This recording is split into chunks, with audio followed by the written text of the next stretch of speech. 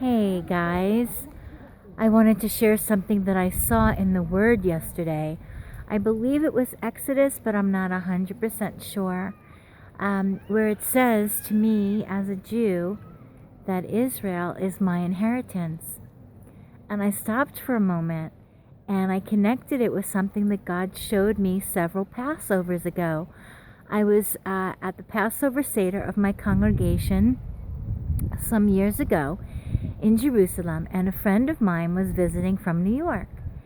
And she was very, very emotional. And I just asked the Lord, she was crying, and I asked the Lord, what's going on? And the Lord gave me a revelation into something. And He said to my heart, a Jew will not have perfect peace until they come home to Israel.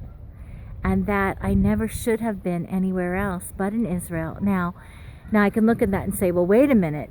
God has led me my whole life. He didn't make a mistake that I was born in New York and I grew up in New York and all of that.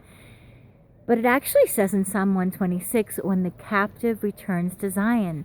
So in a sense, I was in captivity before I moved home to Israel.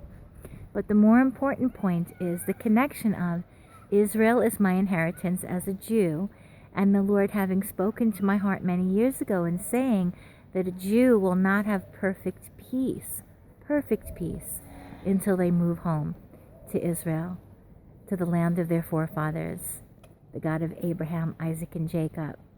And I had the opportunity to say that right into the TV camera many years ago when they were filming me on the Oregon coast, dancing the Hatikva and sharing really for the first time in my life on national television very vulnerably.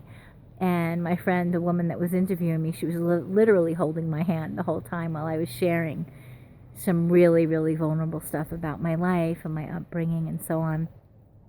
So anyway, wishing you many, many blessings on this Passover. And let's tune in to the voice of the Lord today. Because when we tune into His voice, we can't make the mistake. I was always afraid of making a mistake. But when we're under the covering of God, He will not let us miss what we need to know for our lives. For example, the next step. Step by step by step. In Yeshua's name, amen.